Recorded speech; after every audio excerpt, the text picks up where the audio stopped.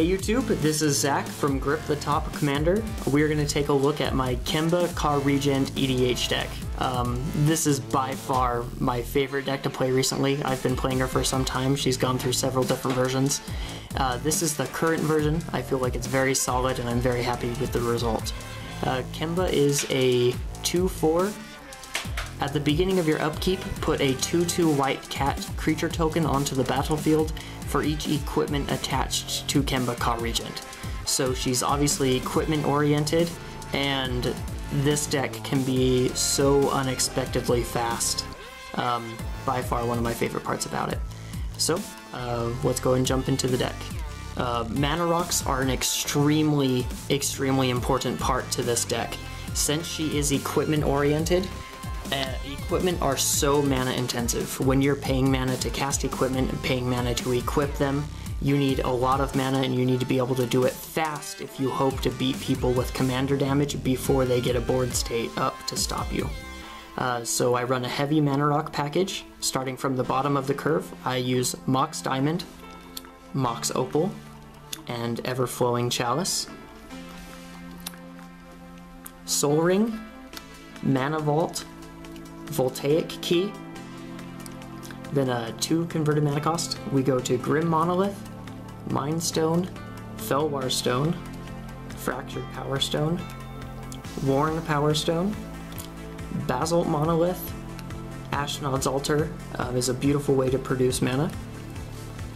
Sculpting Steel, most of the time will copy a mana rock just to keep momentum in the deck. Thran Dynamo, Sisay's Ring, Golem's Eye, and Gilded Lotus. That completes the mana rocks. Now, the equipment. For the deck to be quick and for the deck to keep a large amount of utility, I chose to go with lower converted mana cost to keep the speed of the deck moving, with a few select power equipment when I needed it. So I got more synergy and value out, rather than muscle that couldn't make it through. Masterwork of Ingenuity is a beautiful card from the Commander 2014 series. For 1 converted mana cost, it can enter the battlefield as a copy of any equipment on the battlefield, whether you own it or not. Also at the bottom of the curve, I'm running Bone Splitter, Golem Skin Gauntlets, Infiltration Lens, and Mask of Memory are cheap equipment that produce good draw power and help you dig through the deck to get what you need. Umezawa's Jitte is Jitte. Lightning Greaves and Swiftfoot Boots are great ways to help protect Kemba, let her swing into the red zone early, and produce cats. Sword of Fire and Ice, Light and Shadow, Body and Mind, Feast and Famine, War and Peace, all give me at least 2 avenues of protection from any color I need, with good utility on the way. You also get extra value out of all the swords with any double strike engine, which is very relevant. Loxodon Warhammer, Fireshrieker, and Dark Steel Plate are amazing equipment to ensure power and durability for Kemba. I do run the Kaldra set with Helm of Kaldra, Shield of Kaldra, and Sword of Kaldra. Any one of these is magnificent on their own, giving Kemba extra combat abilities, durability, or just a huge buff. There have been games where I rely on the Kaldra token, and the game usually ends pretty quickly after that. Avarice Amulet is an amazing way to give cheap vigilance and amazing draw power. Additionally, when equipped creature dies, target opponent gains control of Avarice Amulet. This is always on Kemba, and your commander never dies if you choose for them to go to the command zone instead of the graveyard, so you will never have to worry about losing control of Avarice Amulet. I will give Batterskull the Equipment of the Deck award easily. He wins just about as many games as Kemba does. He could be my second commander. In games where Kemba is gone to the zone too many times, I will rely on the Germ token to win. It's just an excellent recurrable source to always have a creature, always have a big body attached to it, and a great way to gain life. Argentum Armor is my over-the-top equipment. I have a lot of ways to cheat out equipment, and with all the mana I produce quickly, I felt like I needed something big to get through. +6/+6, and being able to destroy permanents when she attacks is great. So that ends the equipment of the deck.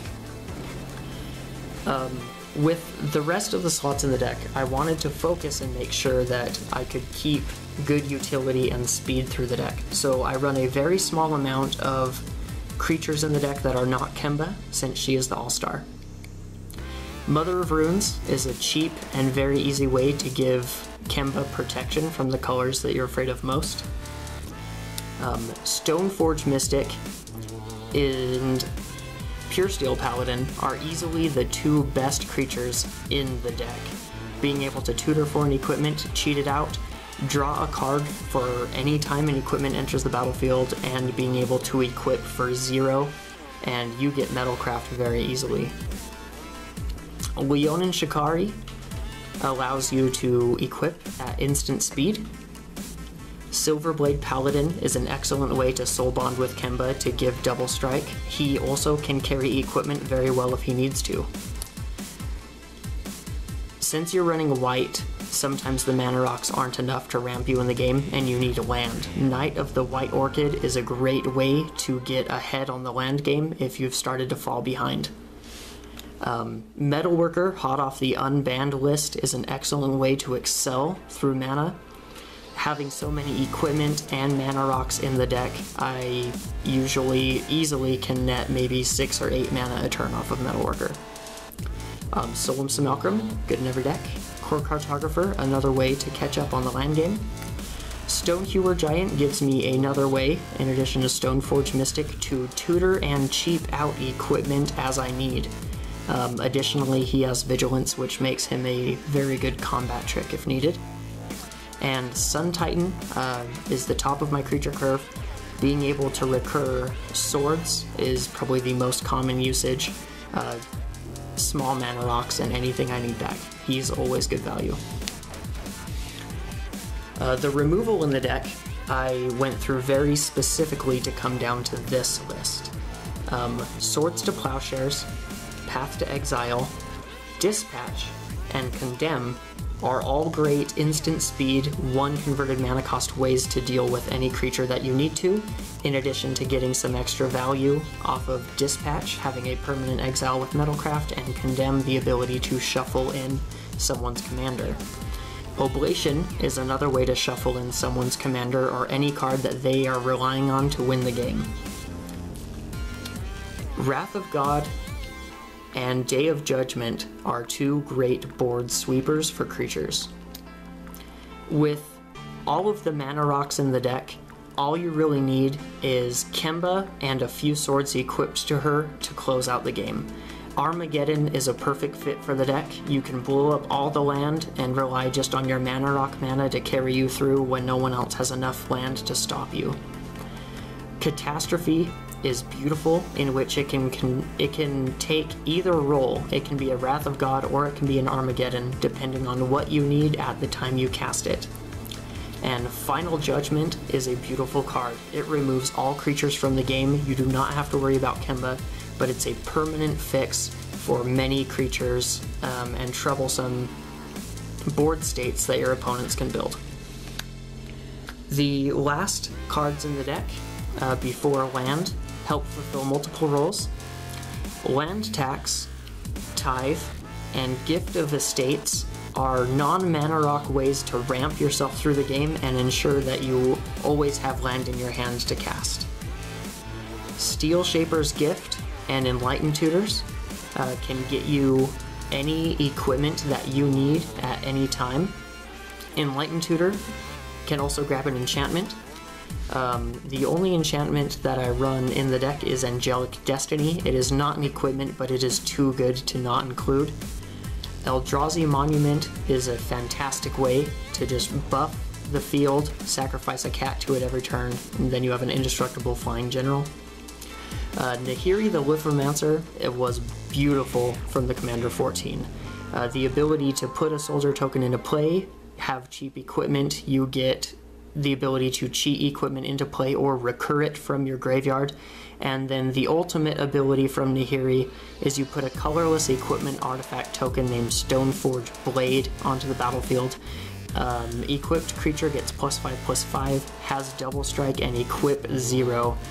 I have yet to get this, but I can't think of words that end the game faster than double strike, equip 0, +5/+5 on your general. It's huge. The rest of the deck is land. A majority of the deck is basic land, although I do have a few small ones. This deck only runs 30 land because Mana Rocks do such a good job excelling it, and there's so many ways in the deck to pull land out. Maze of Ith, Core Haven, and Ice Flow are a great way to stop single creatures from taking you out of the game, keeping you safe from other players' commander damage, and keeping Hellkite Tyrants away from your side of the battlefield. Ancient Tomb and Temple of the False God are both great lands that produce 2 mana on their own. Flagstones of Trocaire is a beautiful land since it replaces itself, and with the multiple land wipes that we run in our own deck, it's a great land. Mouth of Ronum is an uncounterable way to get someone's commander off the table. Amiri the Sky Ruin is a way that you can help get your own utility creatures back if it's late enough in the game. I run Ancient Den and Darksteel Citadel as artifact lands. Additionally, Darksteel Citadel being indestructible also keeps it safe from my own land wipes. The rest of the deck is 21 snow-covered plains to complete the 30 land base for the deck. Kemba's a great general. I would recommend it to anyone who's wanting to try a unique monocolor commander who is blazing fast and just wants to beat anyone else's face-off. Thank you very much for watching. Make sure to stay tuned as we will be uploading gameplay videos and you'll be able to see some games of Kemba in action.